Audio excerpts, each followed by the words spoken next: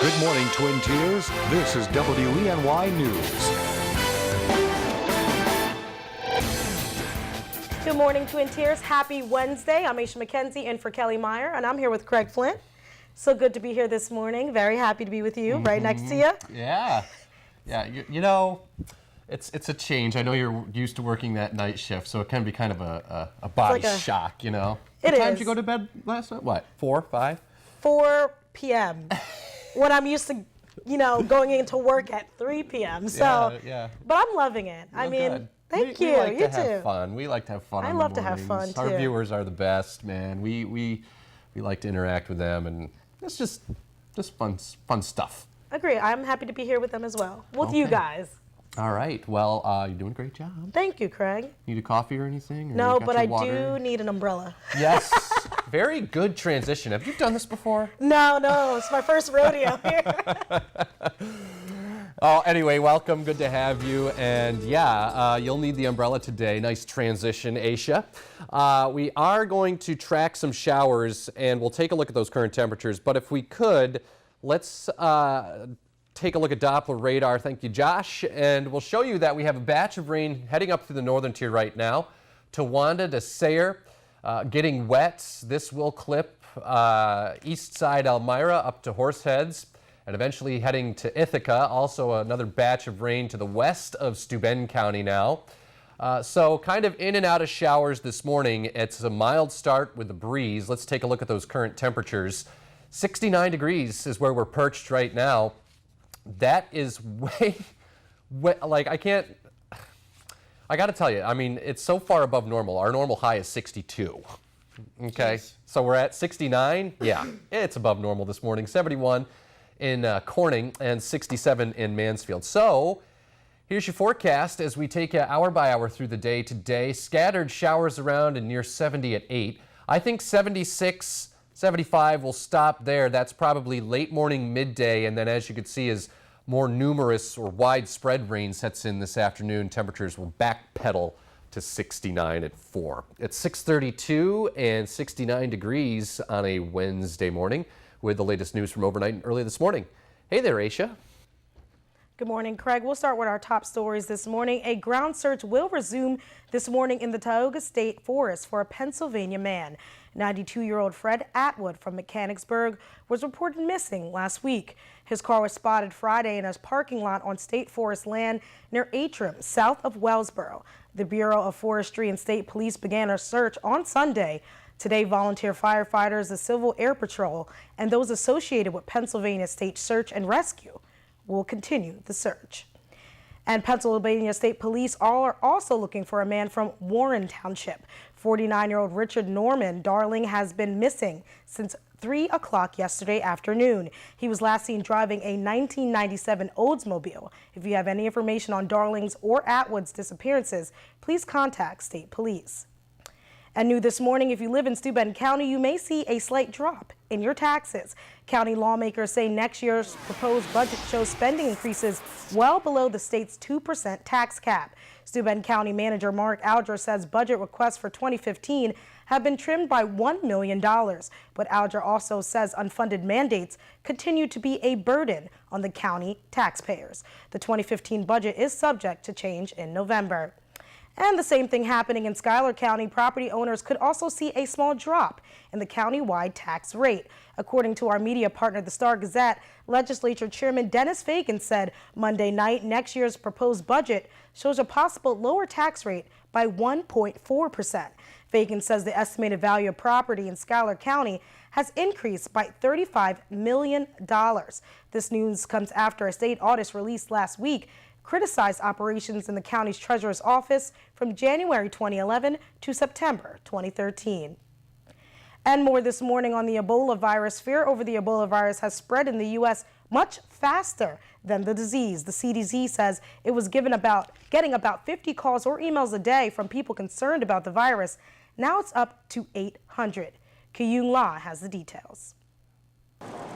A scene out of a disaster movie. First responders in hazmat gear board an Emirates flight from Dubai and checked 5 passengers with flu-like symptoms.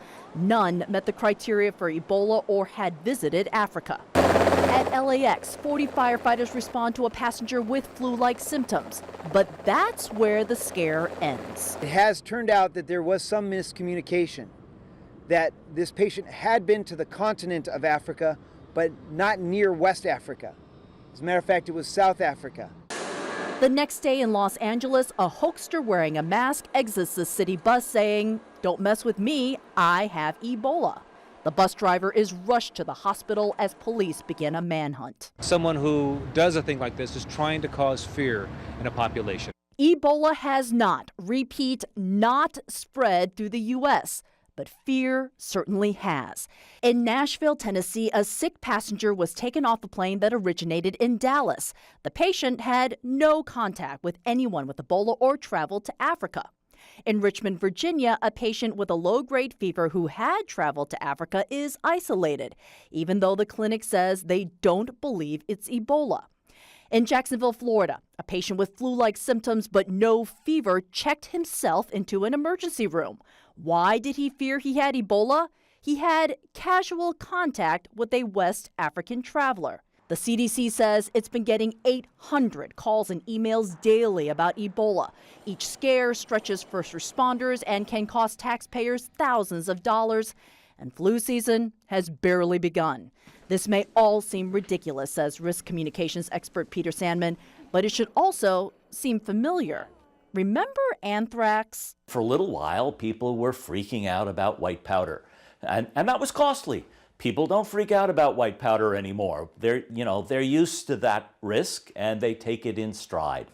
People will take this one in stride too, but it takes a while. It takes longer if you tell them they're panicking. What makes this societal learning curve worse, says Sandman, is early on. The CDC chief insisted everything was under control.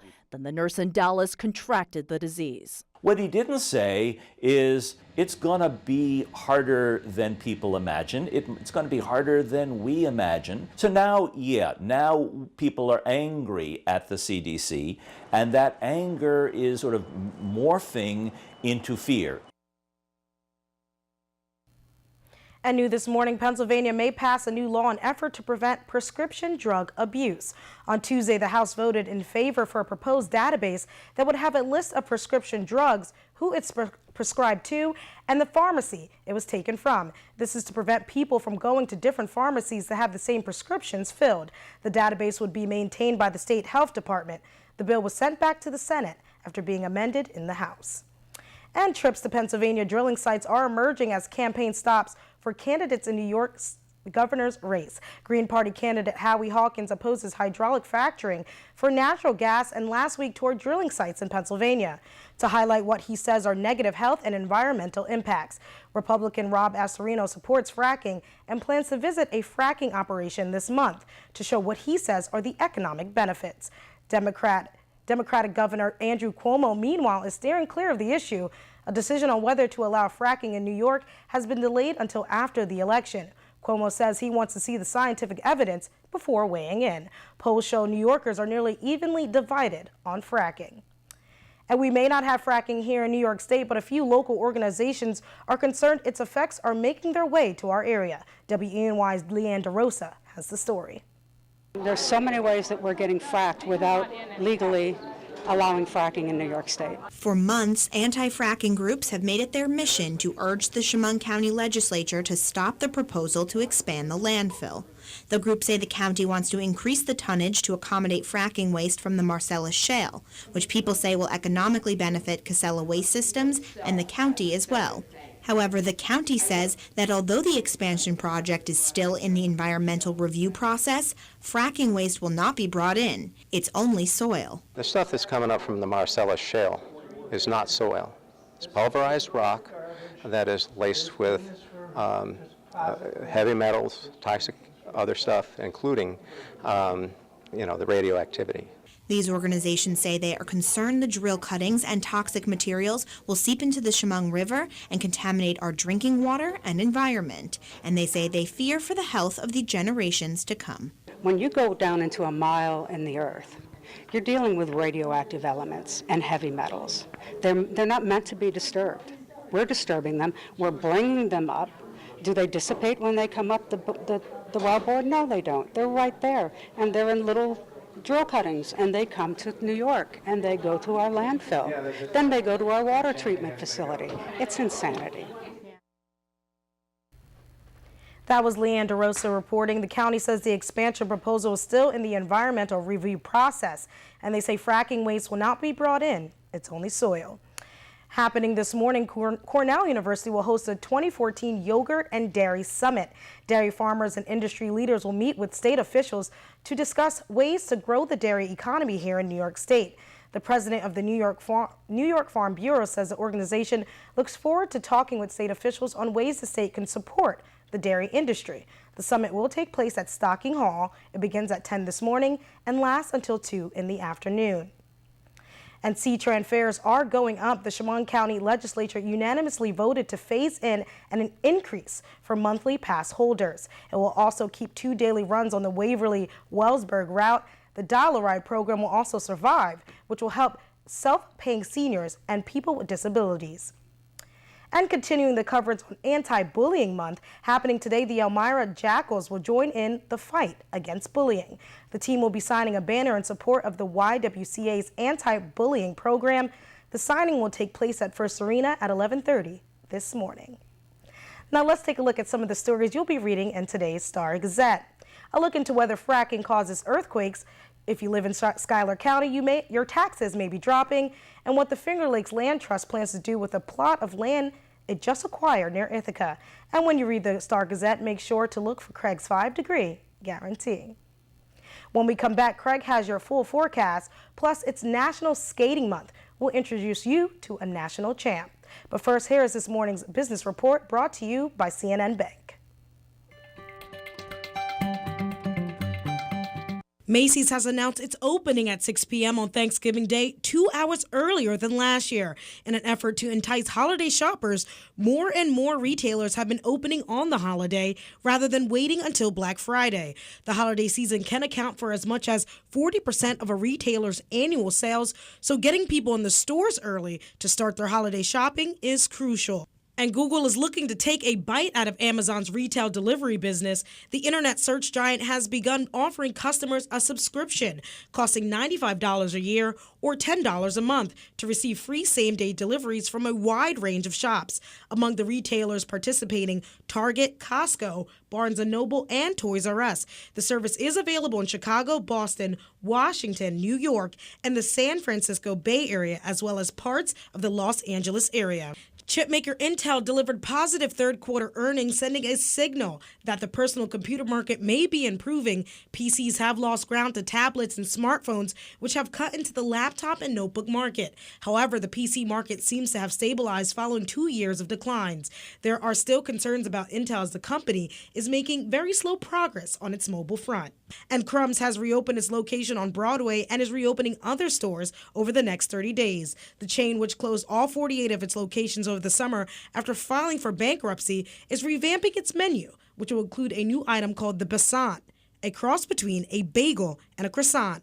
Crumbs will eventually reopen 26 stores. And that's your morning business report.